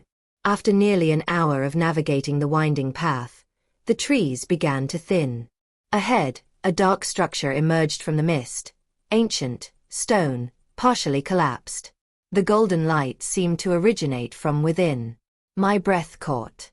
It was the monastery. The same one I had read about in Aldric's note. But now, up close, it felt different. The air around it was heavy, almost oppressive, carrying the scent of smoke and old iron. The entrance was wide, flanked by carved pillars covered in moss, worn smooth by centuries of rain and neglect. I approached cautiously. Every step echoed against the stone floor, even through the thick layer of dirt and debris. The monastery was silent, unnervingly so. No birds, no animals, not even the distant hum of wind. Only the faint golden glow pulsed from deeper inside, guiding me forward. As I entered the main hall, my eyes adjusted to the dim light. Shadows stretched across the walls, long and twisted like frozen figures. At the center of the hall, partially buried under rubble, was a stone staircase leading downward. The glow came from below. I knelt and brushed away the dust covering the first step. A sudden shiver ran through me. The air from below was colder, sharper, like a knife. And beneath it, a low hum, almost musical, almost alive. I swallowed hard. Every instinct screamed at me to turn back, to run. But Aldric's words echoed in my mind. Find the place where the oath was born. You will know it by the mark of fire. This was it. The birth of the oath. The secret the Brotherhood had hidden for centuries. I descended the steps slowly, each one creaking under my weight. The golden glow grew stronger, and I could feel the air pulse with energy, almost as if the walls themselves were alive. I reached the bottom and found myself in a vast chamber. The walls were carved with symbols, some I recognized from the scrolls, others entirely foreign. At the center of the chamber was a stone altar, worn smooth by time. On it, carved into the surface, was the same burning raven emblem I had seen on the stone outside. But this one was larger, more detailed. Wings stretching across the altar, feathers etched with intricate patterns, eyes seeming almost alive. I stepped closer, my fingers trembling. As I traced the carvings, the floor beneath the altar shifted slightly. A low rumble resonated through the chamber. My pulse raced. Suddenly, a hidden panel slid open in the wall behind the altar, revealing a narrow corridor descending even deeper. The glow intensified from within. I realized this was where the oath had truly been formed. Not the monastery above, not the stone outside, but somewhere hidden, untouched, sacred. I stepped into the corridor, heart pounding, and immediately felt the weight of centuries pressing down on me. The walls were covered in inscriptions, the names of knights, dates, and phrases in an archaic language. My eyes caught one in particular, Eternum Fidelis, forever faithful. The words sent chills down my spine. The knights had sworn absolute loyalty, absolute obedience. And the first oath had been hidden here to keep it from the world, to keep it secret from everyone, even within the order. As I continued deeper, I noticed faint marks on the stone floor, scorched lines, almost like footprints in fire. My hand instinctively went to Aldric's ring. The warmth from it intensified, guiding me to a small door at the end of the corridor. I paused. The door was ancient, iron-bound, covered in runes that shimmered faintly in the golden light. I could feel the power emanating from it, a pulse that matched my own heartbeat. This was it. The chamber where the oath had been born. I reached for the handle. A sudden shadow fell across the corridor. I spun around. The warden. Standing at the entrance, blade lowered, but their presence more threatening than ever. I froze, every muscle tensing. The warden's voice, that same whisper that echoed in my mind, filled the chamber. Do you understand what lies beyond that door? I swallowed hard. I think I do. The oath. The secrets. The truth Aldric wanted me to find. And if you are unworthy? I hesitated. The warmth of the ring pulsed like fire in my palm. Then I will face the consequences. But I must know. I cannot stop now. The warden didn't move, didn't speak, just watched, silent and unyielding. Slowly, I turned back to the door and pushed it open. The chamber inside was breathtaking. It was circular stone walls rising high, lined with niches holding ancient relics, swords, rings, manuscripts, and armor. In the center, atop a raised dais, lay a large stone tablet, etched with the original oath of the Black Knights. The words glowed faintly, fiery and alive. I approached the tablet, every step echoing in the chamber. My hand shook as I traced the ancient letters. The oath was clear: loyalty, secrecy, obedience, but also justice, protection, and a code that went beyond life and death. And then I noticed something else, a hidden compartment at the base of the dais. I knelt and opened it, finding a bundle of old papers tied with a leather strap. Among them was a letter, written in Aldric's handwriting. If you are reading this, you have found what I could not protect. The truth is heavier than any sword, deeper than any oath. Protect it wisely. The Brotherhood will seek to control it, to hide it again. Do not let them. The fate of the Black Knights rests in your hands. My hands shook as I read the words. The weight of responsibility settled over me like a stone. I had found the birthplace of the oath. The secret the Wardens had been guarding for centuries. And now it was mine. A low rumble shook the chamber. The Warden's presence was behind me, silent, yet I could feel their judgment. I straightened, holding Aldric's ring tightly, and whispered, "I will protect it, no matter the cost." The Warden stepped back into the shadows, and for the first time, I felt free. But I knew it wouldn't last. The Council would come. The Wardens would come. And the Black Knight's secret would not remain buried for long. I had uncovered the truth. And now, the real test was about to begin. I had barely caught my breath when I realized the truth. Discovering the oath was only the beginning. Finding the birthplace, uncovering Aldric's letter, holding the first Black Knight's ring in my hand. It meant I was now the target. The forest outside the hidden chamber was quiet, almost eerily so. The golden light of the glowing rune faded slowly as I stepped back onto the narrow corridor. My heart still hammered in my chest, but I forced myself to focus. Aldric's instructions were clear. I had to protect the secret. And that meant moving carefully, thinking faster than anyone else, especially the Council. The Wardens didn't follow me out, but I could feel their presence lingering, like a weight pressing against my back. Every step I took felt like I was stepping on a razor's edge. One wrong move, one careless glance, and they could strike, or worse, alert the Council. I emerged from the forest just as dusk fell. Shadows stretched long across the ground, hiding the camp in darkness. I crept along the edges, careful to remain unseen. My goal was simple: gather supplies, find shelter, and plan my next move. But the deeper I moved into the trees, the clearer one fact became. The Council was already searching for me. I had underestimated how far-reaching their influence was.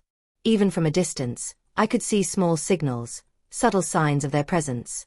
A torch flickering in the distance, a branch bent unnaturally, a faint movement that disappeared when I looked directly. They were everywhere, and yet invisible. I found a small hollow beneath a cluster of old pine trees. It wasn't much, just enough to hide and catch my breath. I pulled Aldric's pouch from my pocket, feeling the ring's warmth pulsing against my palm. I had the secret. I had the oath. But I didn't have a plan, and that scared me more than anything else.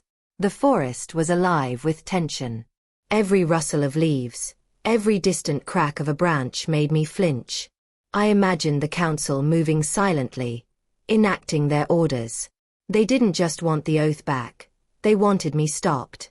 Permanently. I tried to think. If Aldric had hidden the oath here, it wasn't just for protection. It was a test. A trial. He must have known that whoever found it would become the target. That meant every instinct I had, fear, caution, quick thinking, was part of surviving what came next. Hours passed. Night fell fully. The moon cast pale light through the trees, making shadows stretch like dark fingers across the ground. I couldn't sleep. I could only sit there, holding the ring, trying to imagine what the council would do next. And then I heard it, a soft rustle, too deliberate to be an animal. My blood froze. A figure emerged from the darkness. A warden. Black armor glinting faintly in the moonlight. The blade at their side reflected the pale glow of the moon. They didn't speak. They didn't move toward me. They simply stood at the edge of the clearing, watching. I realized then that they weren't here to kill me. At least, not yet. They were here to observe. To confirm. To judge. I gripped the ring tighter. "I'm not your enemy," I whispered, though I wasn't sure if they could hear me. "I only want the truth." The warden tilted its head slightly, as if acknowledging my words. Then, as silently as they had appeared, they vanished back into the shadows. The message was clear. I was being watched. Constantly. I spent the rest of the night planning. I had the ring. I had the letter. I had the location. But I didn't have allies. Not in the camp. Not in the Brotherhood. Anyone could be a spy for the council. By morning, I had decided. I couldn't stay hidden in the forest forever. I had to move. I had to find the next piece of the puzzle, the original knight's records, hidden somewhere deeper than even the archives Aldric had shown me. I packed what little I had and began my journey, careful to avoid paths that might be monitored. Every step was deliberate. Every sound measured. The forest seemed to sense my intent, the mist curling around my legs like it was alive. Hours later, I found a stream running through the trees. I drank sparingly, careful to stay hydrated, and followed it upstream. According to the letters, the path led to a forgotten cave system, the last place Aldric had mentioned in his notes. It was dangerous, yes, but it was the only chance to stay ahead of the council. As I moved deeper, the golden glow from the ring pulsed steadily, a heartbeat guiding me. Every so often, I paused to check the surroundings. The forest was alive, the shadows shifting, and I had the constant gnawing sense that the council's agents were never far behind. By late afternoon, I reached the mouth of a hidden cave. The entrance was almost invisible, covered by thick vines and moss. I pushed them aside and peered into the darkness. The glow from the ring illuminated the first few feet, enough to show a narrow passage leading downward. I hesitated. Every instinct screamed to turn back. But I couldn't. Aldric had trusted me with the secret. And now, it was my responsibility to carry it forward. I took a deep breath and stepped inside. The cave was cold, damp, and silent. Each footstep echoed, sounding far louder than it should have. The walls were covered in ancient markings, almost like warnings. The air smelled of earth and iron. My pulse quickened with every step. Then, at the end of a narrow passage, I found it. A chamber filled with scrolls, artifacts, and manuscripts, preserved as if time had never touched them. The records of the first Black Knights. The history that had been erased from every official archive. I ran my hands over the scrolls, carefully selecting the first one. As I unrolled it, the glow from Aldric's ring illuminated the words. Names, dates, events. The story of the Order as it truly began. The oath. The secrets. The betrayals. Every lie the council had enforced was laid bare on these pages. But even as I marveled, I heard it. A whisper. Not a voice from the council. Not the warden. Something else. Something older. The oath lives, and so does its judgment. My breath caught. The chamber seemed to pulse with energy, as if the very walls remembered the knights who had sworn their lives to the oath. I realized then that discovering this place was only the beginning. The council wouldn't stop. The wardens would never leave me alone. And the truth I held was heavier than any sword. But I couldn't turn back. I couldn't stop. Aldric's faith in me, the fate of the Black Knights, and the secret that had been buried for centuries depended on it. I tucked the scrolls into my pack, keeping the ring close to my heart. I had found the records, But I also knew that the next move would be the most dangerous yet. The council would come. And when they did, there would be no second chances. I took a deep breath, steeling myself. I had uncovered the birthplace of the oath, the forbidden secrets, and the true history of the Black Knights. Now, I had to survive long enough to expose it. And somewhere deep in the shadows, I felt it. The council was already closing in. The hunt had begun. I had barely begun to digest the truth hidden in the cave when I realized something I hadn't considered. I couldn't do this alone. The council would stop at nothing. The Wardens would never let me leave alive. Every step forward meant constant danger, and I had no allies inside the Brotherhood anymore. I sat in the dark, holding Aldric's ring, the scrolls resting in my pack. My thoughts spun wildly. The oath. The secret chamber. Aldric's warning. The council's shadow looming over every move. I couldn't breathe without thinking someone was watching, every sound threatening to betray me. Then a whisper broke the silence. Not all shadows are enemies. I jumped, clutching the ring tighter. My eyes darted around the cave. No one. Who's there? I whispered. A soft movement in the darkness. Deliberate. Careful. A figure emerged, stepping slowly into the faint glow of my ring. Cloaked, hood drawn, face obscured. But the presence was familiar, grounded. I'm not here to harm you, the figure said softly. I swallowed hard. Then why are you here? Because you're not alone, the voice said. A pause. And the council is not invincible. Something about the tone, calm, assured, almost commanding, made me take a step forward. Who are you? I asked. The figure pulled back the hood. A young woman's face appeared, sharp features framed by streaks of dark hair. Her eyes were bright, intelligent, calculating. And beneath that, I sensed something stronger, someone who had survived the council before. My name is Kayla, she said. I've been watching the council for months. And now, I'm watching you. Watching me. I repeated, suspicious. Why? Because you hold the key, she said, her voice low, urgent. The first oath. The truth. The records Aldric left for you. The council doesn't want it revealed. They never have. And they will kill anyone who stands in the way. I nodded slowly. I know. I felt it from the moment I left the forest. The Wardens. Rowan. Everyone. They want the secret back. They want me dead. Kayla stepped closer. Exactly. But they won't find us here. Not if we move carefully. I studied her face, searching for any hint of deceit. I had learned the hard way that appearances could be deceiving. But her eyes were steady, unwavering. She believed what she said. And right now, belief was a rare commodity. How do I know I can trust you? I asked. Kayla smiled faintly. You don't. Not yet. But you'll have to, if you want to survive. I swallowed hard. The truth hit me like a weight. I had no choice. Alone, I would never survive the council's reach.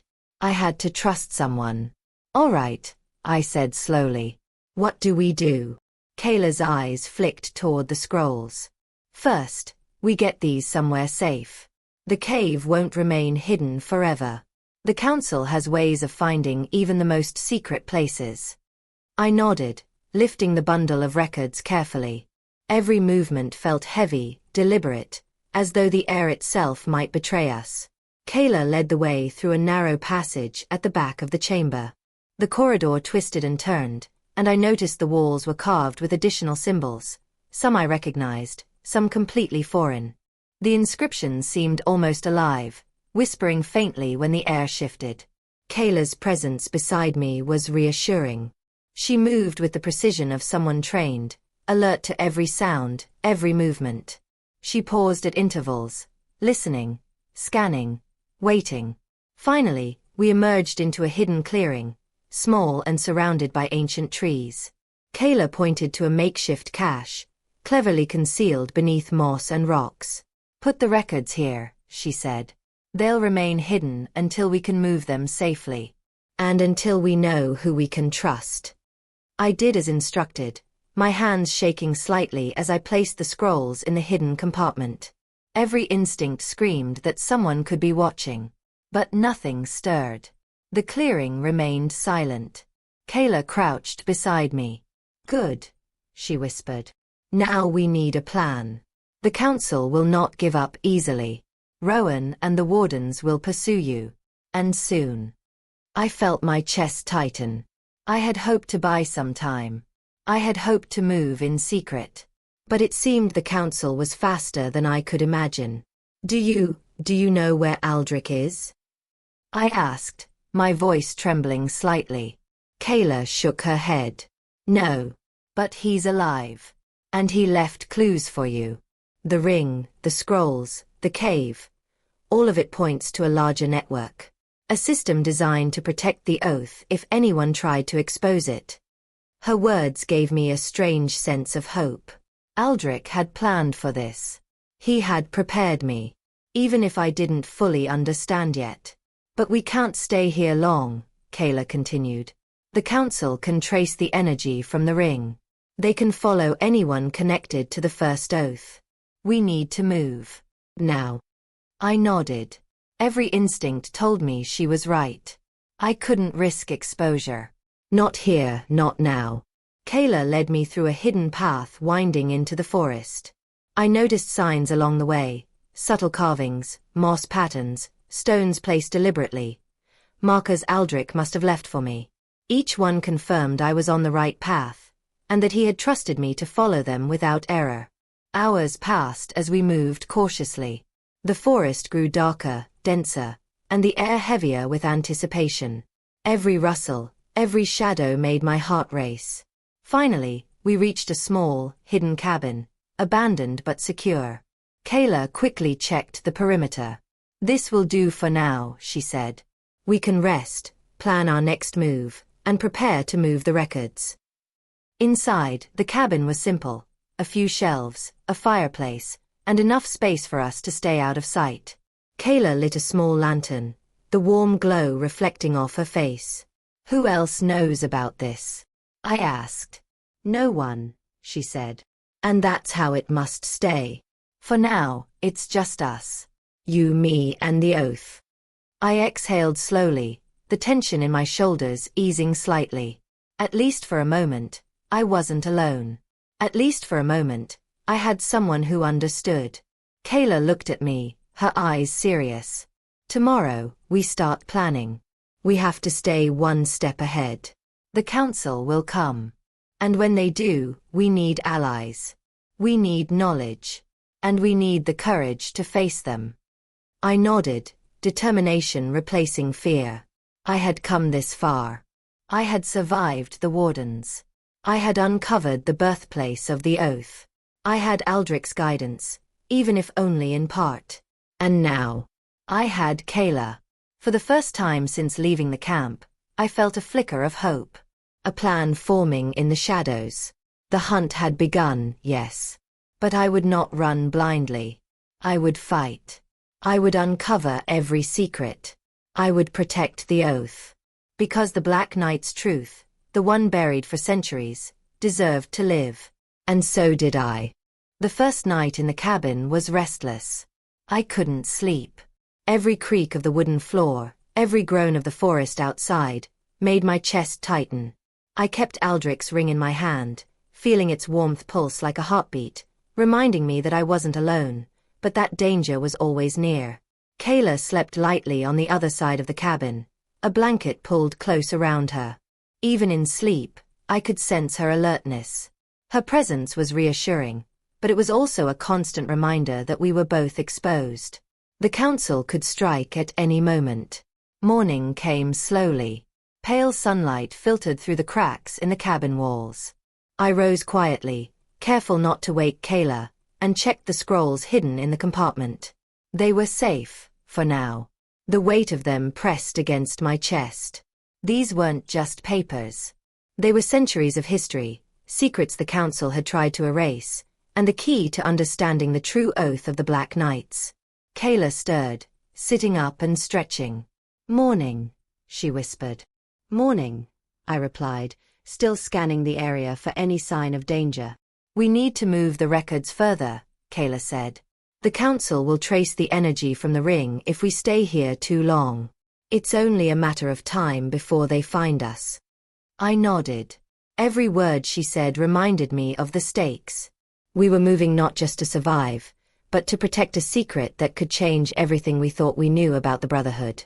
We packed our things carefully, ensuring that the scrolls were secure. Kayla had brought a small, reinforced satchel, perfectly sized to hold the documents and the ring. Every item was checked twice, tied and wrapped to avoid detection. As we stepped outside, the forest seemed unusually quiet. No birds. No rustling leaves. Even the wind had ceased. I shivered. Something was wrong. Kayla raised a hand, signaling me to stop. Her eyes scanned the trees, sharp and calculating. "We're not alone," she whispered. From the shadows emerged a figure, someone I didn't recognize at first. Tall, cloaked, face obscured. My instincts screamed danger. Kayla moved in front of me, placing herself between me and the stranger. The figure stepped closer. "Kayla," he said softly. Her eyes widened. "Rylan." I froze. "Rylan was with Aldric," she said quietly, her tone wary. "I didn't expect to see him here." The man lowered his hood, revealing a face worn from years of hardship, eyes sharp and calculating, yet filled with something I couldn't identify, relief? Or cunning? "I've been tracking the council for weeks," Rylan said, his voice low. "I saw your path and followed. You're not safe here." Kayla studied him, tension evident in her posture. "How do I know you're not working for them?" she demanded. "I'm not," Rylan replied quickly.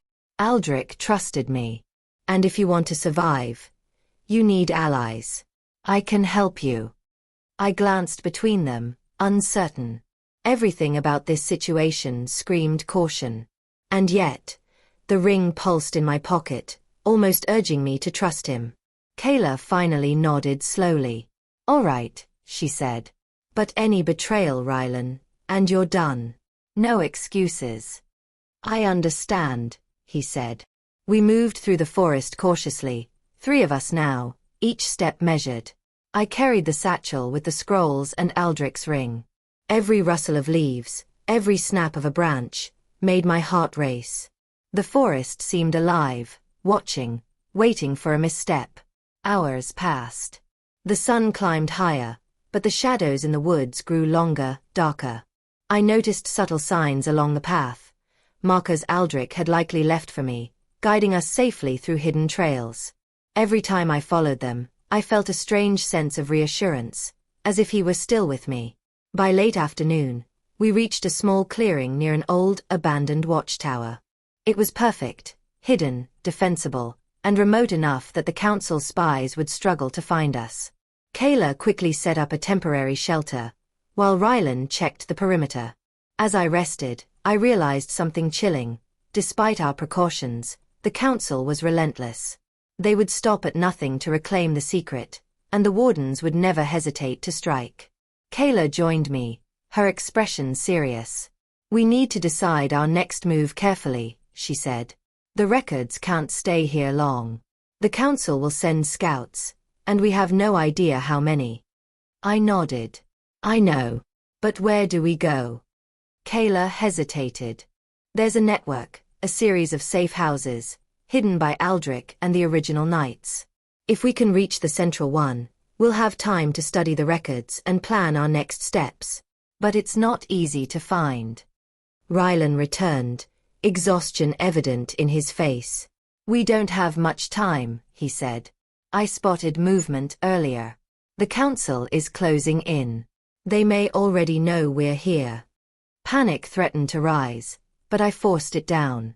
The only way forward was careful thinking, precise action. As night fell, we decided to rest in shifts, keeping watch.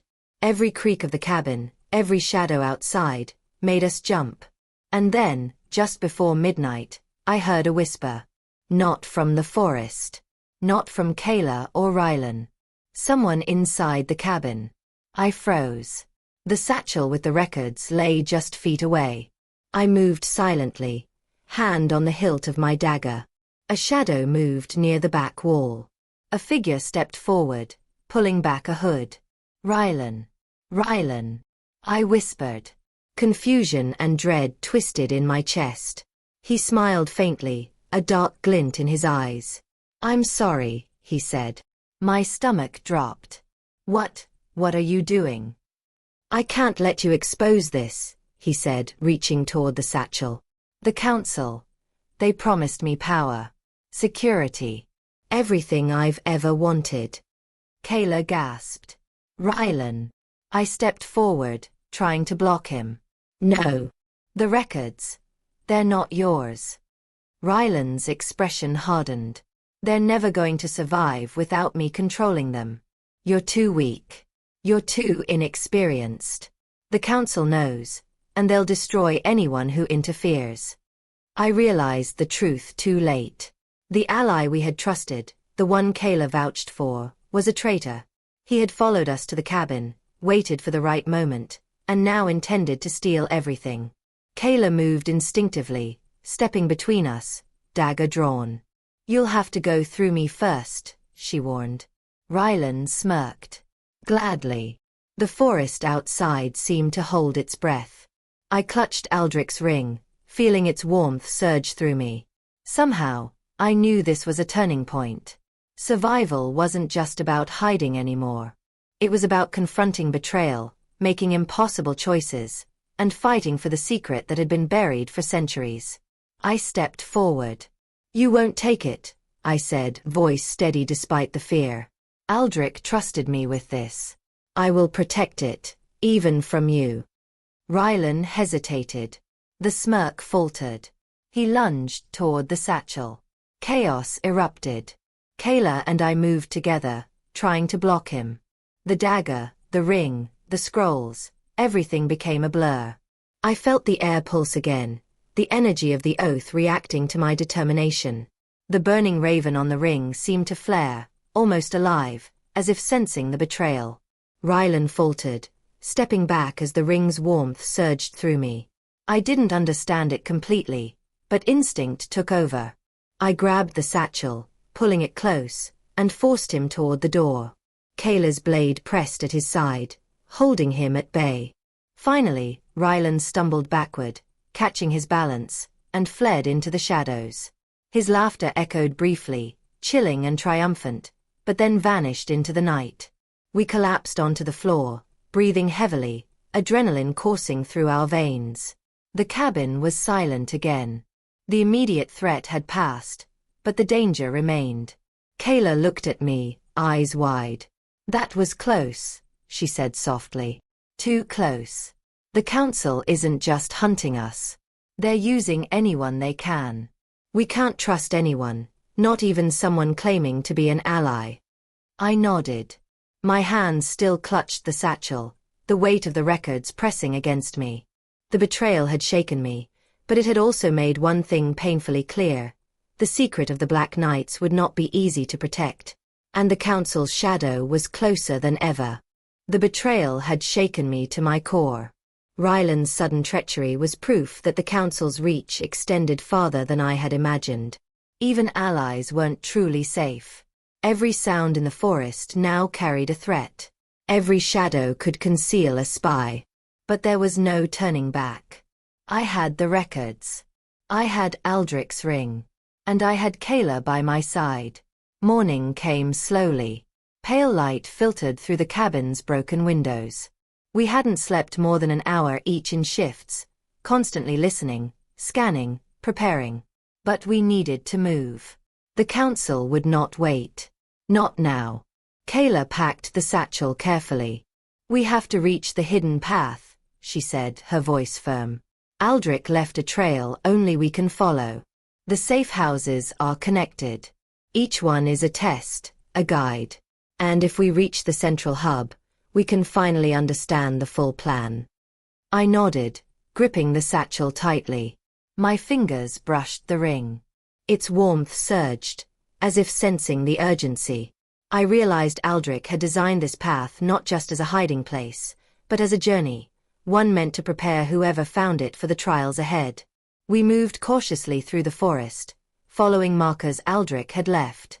Subtle carvings on trees, small piles of stones, moss patterns, all guided us forward. Hours passed, each step tense and deliberate. The forest felt alive around us, whispering warnings, shifting shadows, the mist curling like fingers.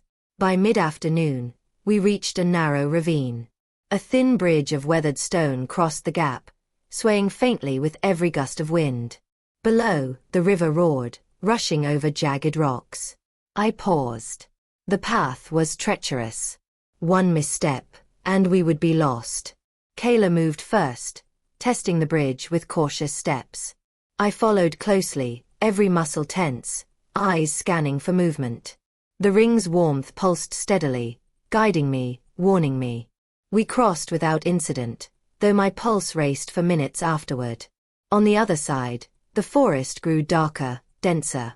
Ancient trees loomed overhead, their branches intertwining like a natural cathedral. And there, partially hidden by thick roots, we found it. A small alcove with symbols carved into the stone walls, glowing faintly with the same golden light that had pulsed from the first chamber. I stepped forward, examining the carvings. They depicted a journey, knights moving through forests, mountains, and rivers, each facing trials, each carrying the oath forward. At the end, a single figure held a ring, the burning raven emblem visible on their hand. "It's him," Kayla whispered. "Aldric. This is the path he created for whoever finds the secret. Every step, every marker. It's all connected." I felt a surge of awe and fear. The path wasn't just physical. It was symbolic, spiritual, and dangerous. Aldric had left clues, yes, but he had also left tests. Anyone following this path would be challenged at every turn, by nature, by the council, and by themselves. We continued, moving deeper into the forest. By late afternoon, we reached a hidden waterfall, the roar of water masking our approach. Behind it, a narrow tunnel led into the rock. The entrance was almost invisible, covered by vines and mist. Aldric's ring pulsed warmly, almost urgent. "This is it," I said softly. "The next part of the path." Kayla nodded. "The council would never think to look here. The sound of the falls hides the entrance." Aldric was brilliant. We entered the tunnel cautiously. The air was damp, cool, and carried the scent of stone and water. Each step echoed, magnified by the cavern. The golden glow from the ring guided us, revealing carvings along the walls, ancient runes, symbols of knights, and warnings. Hours passed as we navigated the tunnel. At one point, we reached a chamber filled with shallow water, ankle deep. The carvings warned, "Only the faithful shall pass. Only the prepared shall endure." I felt the weight of the oath pressing down on me. Aldric's ring pulsed stronger, almost like a heartbeat syncing with mine. I knew this was a test. Not of strength, but of faith, courage, and resolve. We moved carefully across the water, every step deliberate. The air thickened. Shadows shifted unnaturally. And then, faintly, I heard it, voices. Whispering, low and sinister, echoing through the cavern. "The council," Kayla whispered. "They've found the trail." My heart pounded. The journey had been a test, yes, but now it had become a race. A race against those who would stop at nothing to reclaim the secret and destroy anyone in their way. We moved faster, guided by the ring, following Aldric's path deeper into the rock. The tunnel twisted, narrowed, and finally opened into a massive underground cavern. The chamber was breathtaking. Stone pillars rose from the ground like ancient guardians. The walls were etched with carvings depicting the history of the Black Knights, their battles, their oaths, and their hidden victories. And in the center, atop a raised dais, lay a map, not of geography, but of the network Aldric had created. Safe houses, hidden paths, secret chambers, each linked to the next.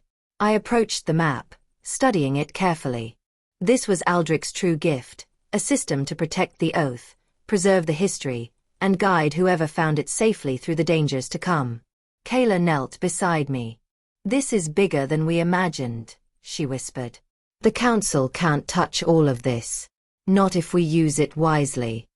But even as hope sparked, a shadow fell across the cavern. A low hum filled the air.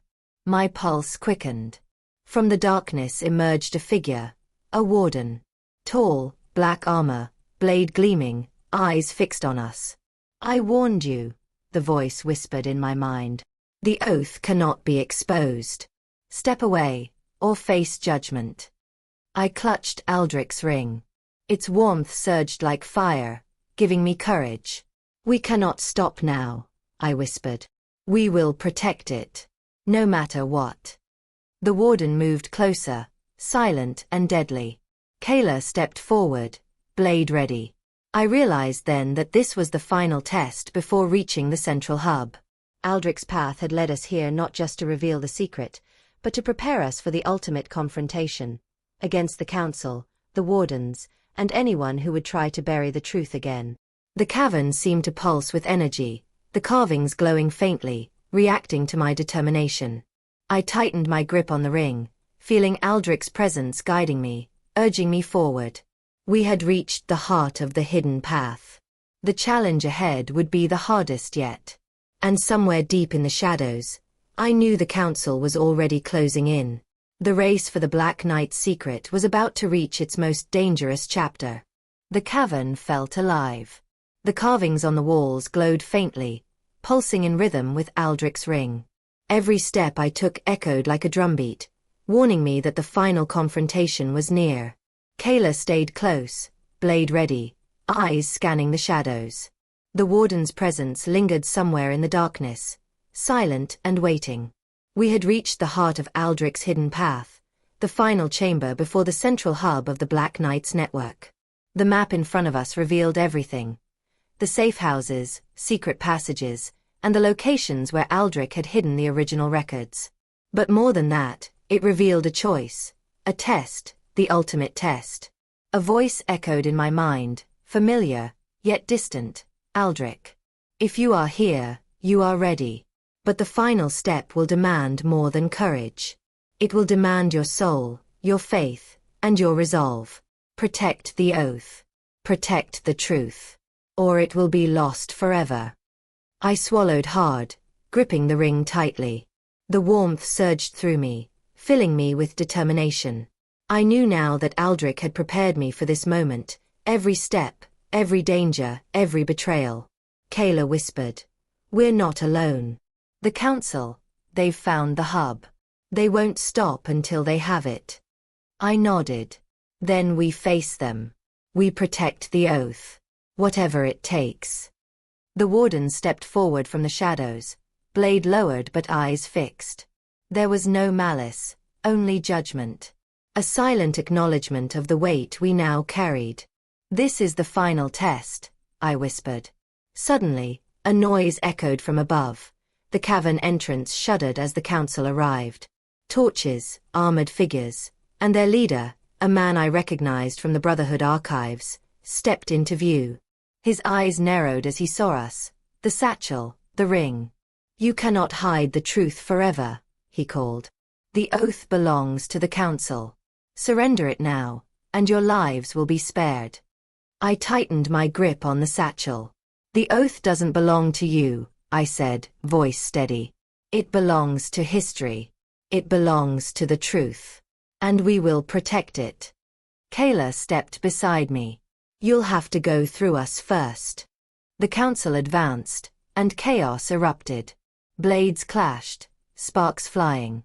The warden moved silently among the shadows, not striking but guiding us, her presence a shield against the council's assault. I felt the warmth of Aldric's ring surge stronger than ever. It was as if the oath itself was alive, lending us strength, courage, and clarity. The battle was fierce. Kayla moved with deadly precision, cutting through anyone who threatened the records. I dodged, parried, and fought alongside her, holding the satchel tightly. The cavern echoed with clashing steel, shouts, and the pounding of hearts. Amid the chaos, I noticed movement above, a hidden passage Aldric had marked on the map. The central hub, the final sanctuary, was within reach. I grabbed Kayla's arm. There. We can reach the hub through there. She nodded, understanding immediately. Together, we fought our way to the passage, using every ounce of skill and determination. The Wardens silently cleared the path behind us, allowing us to ascend. As we climbed the hidden staircase, the golden glow of the ring guided us. The air was thick with tension, every step bringing us closer to the hub, and closer to the final confrontation with the Council. We emerged into a massive underground chamber. The walls were lined with ancient records, artifacts, and armor. The energy here was almost overwhelming. The room pulsed with the power of the Black Knight's oath, a force older than any living memory. And there, at the center, a figure awaited us, Aldric. Older, but alive, eyes sharp and filled with pride. "You made it," he said quietly, voice echoing in the chamber. "I knew you would." I gasped, clutching the ring. "Aldric, you're alive." He smiled faintly. "I've been waiting, preparing. You've proven yourself worthy. But the Council will not stop. The oath's power attracts those who would misuse it. You must decide, will you protect it, or let it fall into their hands?" I felt the weight of centuries pressing down on me. The records, the ring, the sacrifices. Everything had led to this moment. "We will protect it," I said, voice unwavering. "No matter what."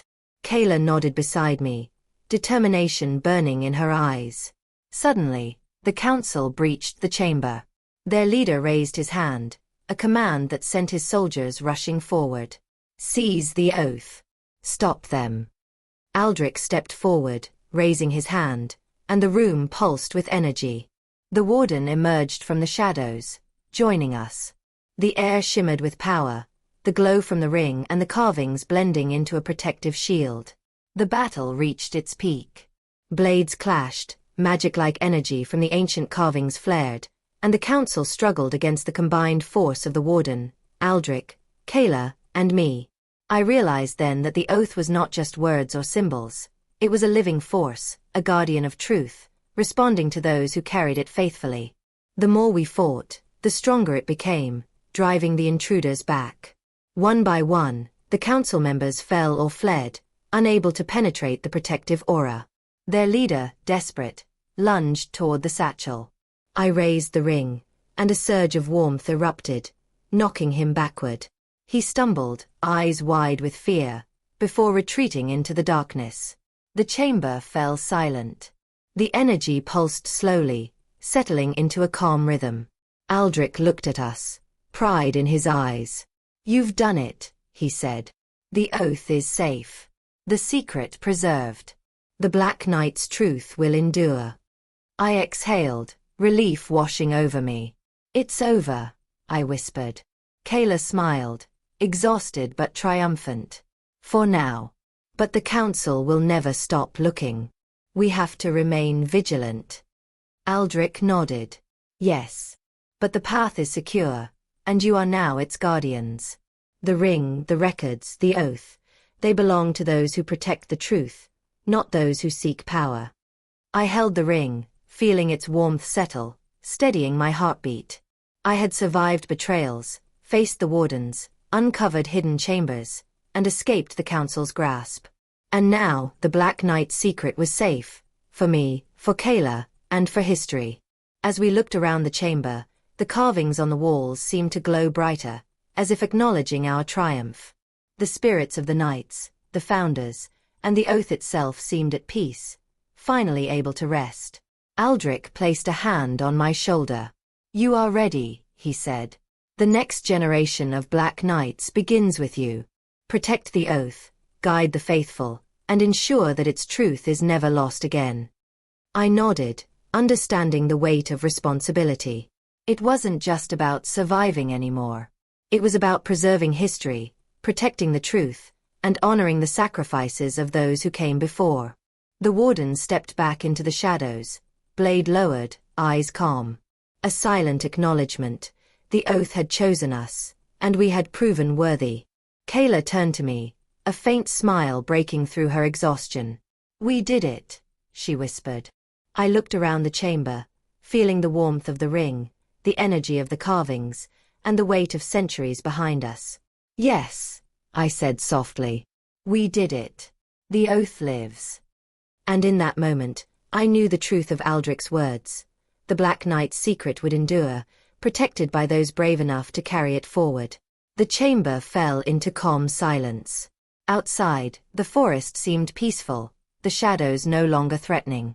The oath had been fulfilled, the secret preserved, and the legacy of the Black Knights would continue, through us. The journey had been perilous, emotional, and dangerous, but in the end, the truth had survived. The oath was safe, and I had become its guardian. For the first time in what felt like forever, I could breathe. And the Black Knight's story, the truth that had been hidden for centuries, would live on.